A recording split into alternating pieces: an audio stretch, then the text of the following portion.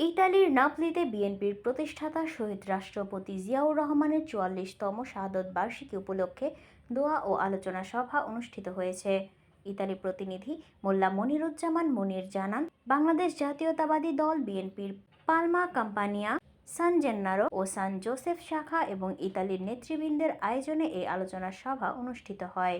এ সময় শহীদ জিয়াউর রহমানের জীবনাদর্শ নিয়ে আলোচনা করেন নেতৃবৃন্দরা।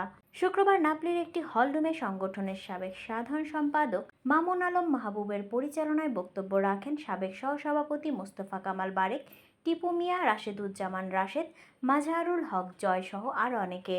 এ সময় উপস্থিত ছিলেন বাংলাদেশ জাতীয়তাবাদী স্বেচ্ছাসেবক দলের অন্যতম সদস্য মঞ্জুর হোসেন। আলোচনা শেষে শহীদ জিয়াউর রহমানের রুহের মাগফেরাত, বেগম জিয়া এবং তারেক রহমানের দীর্ঘায়ু কামনা করে বিশেষ দোয়া মোনাজাত করা হয়। এ সময় নেপোলির সান জেন্নারো, সান জোসেফ, পালমা কাম্পানিয়া, তেরসিনো সহ বিভিন্ন অঞ্চল থেকে দলীয় কর্মীরা অংশগ্রহণ করেন।